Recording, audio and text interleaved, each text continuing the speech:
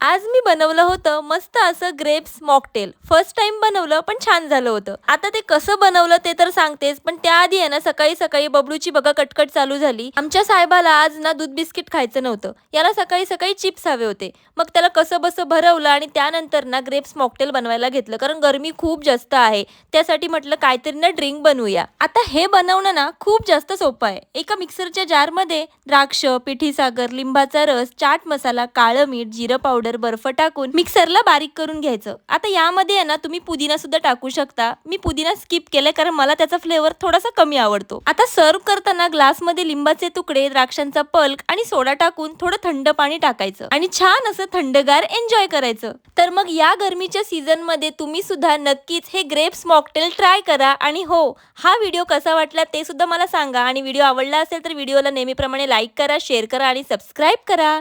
ठीक आहे, बाय.